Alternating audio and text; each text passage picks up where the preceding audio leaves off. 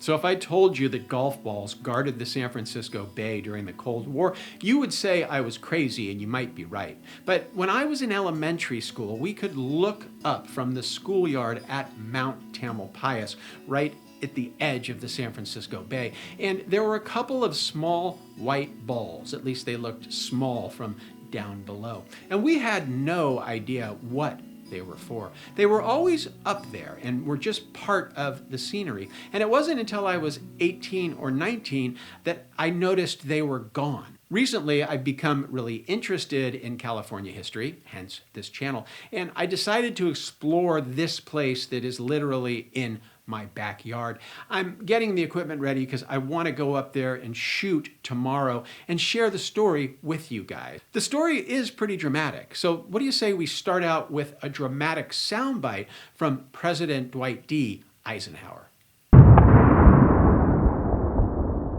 An aggressor in possession of the effective minimum number of atomic bombs for a surprise attack could probably place a sufficient number of his bombs on the chosen targets to cause hideous damage. This mountain, Mount Tamalpais, has always been in the distance of my life. It was only later in life that I kind of rediscovered this place, or what's left of this place. What really was here? Why was it here in this place? How did it get here? And why now is it gone? So it turns out what this place was, the Mount Tamalpais radar station, well, it played a pretty crucial role in defending the United States during World War II and the Cold War, and all the way up till the late 70s. And that idea that this place was important, it's kind of hard for me to wrap my head around that because it was always here. And now when I come up here, there's so little left of it, it's hard for me to put two and two together. But then with my good friend the internet, I was able to put two and two together. Atop Mount Tamalpais near San Francisco, the Air Force allows a glimpse at one of its most closely guarded projects. For this is the nerve center of an aircraft control and warning center that guards the Bay region for 200 miles. On this huge scope, the track of every plane in the area is plotted and checked against previously known flight plans. Any unknown aircraft can be instantly detected by the radar crew, which operates round the clock in 8-hour shifts. If any suspicious flights are detected, jet aircraft at Hamilton Air Base are alerted and take off within 15 seconds. Their course is followed and an interception point is plotted. Standing constant guard, this link in the nation's radar network will permit no Pearl Harbor sneak attack.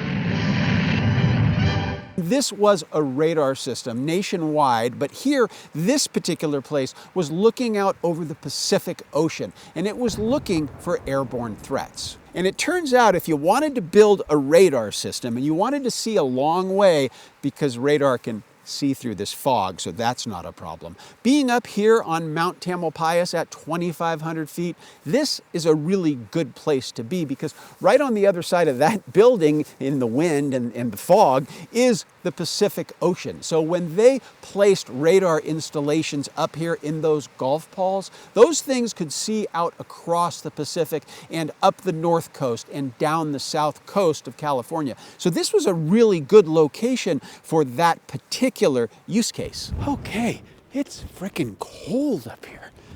Man.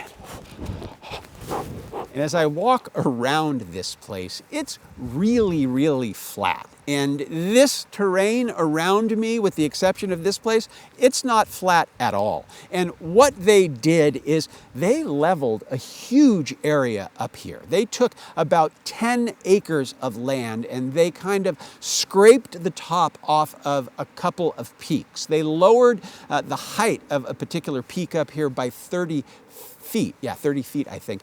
And they removed over 300,000 cubic yards of material to kind of create this flat place where they were able to build buildings for the personnel and put the radar installations in and do all of the things that they needed to do to build this radar station. And this is where it gets a little crazy for my brain, because I think about today, I think about like if they wanted to do this today, it probably would have been really, really difficult. Environmental impact reports, lawsuits, neighborhood associations. People would have been coming out of the woodwork and saying, you know what? No, you're gonna not knock off the top of the mountain and build a big installation up there. There's gotta be a better way.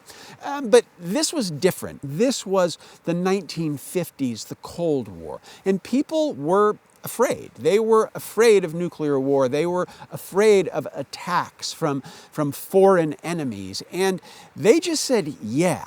When I think of what they did up here, how they did it, and how quickly they did it, people must have wanted the protection, must have wanted to feel safe. If you like what I'm doing, if you appreciate Hidden California, I have a small favor to ask. Do you think you might be able to join channel membership or maybe buy some merchandise? If you did that, it would give me just a few dollars, and that would help me make more of these videos. And I love making these videos. Thinking about these people living up here, 7 days a week, living their lives, playing basketball, eating at the mess hall, doing whatever it was that they had to do, is hard for me to wrap my brain around on a day like today, where I explore this place and it feels eerie. It feels like it's from the past, and it feels a bit like it's been forgotten. Now, fortunately for everyone, this radar station never intercepted any foreign planes or missiles or anything that was trying to attack the United States. Technology marches on. This place was relevant for a good 30 years. But over time, the equipment and the technology and why this place was so important became less important. The year I graduated high school, 1980, right down the hill there, they closed this place down. And after they drove away, they left this place pretty much intact.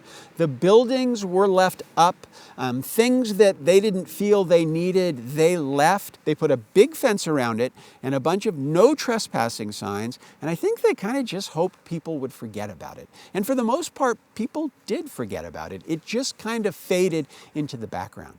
But what happened over the next 20, 25 years is these buildings, they started to fall apart, and people would come up here and squat, or they would vandalize what was here. And the thing that probably got the federal government to move towards taking this stuff down, they found hazardous waste, they found asbestos, they found other things that really shouldn't have been up here. So it was in 1996, I believe, that the US Congress kind of put some budget towards removing all of the buildings. Now you can see from the images that I'm capturing, anything that was hardscaped or difficult to remove, they left. They did not have enough funding or enough interest, I'm not sure which, to really remove everything and return this place to its natural state. I mean, they weren't going to put 30 feet back on the mountain that they removed, but the idea was to scrape it all clean from all kind of evidence of what was here and let nature kind of reclaim it.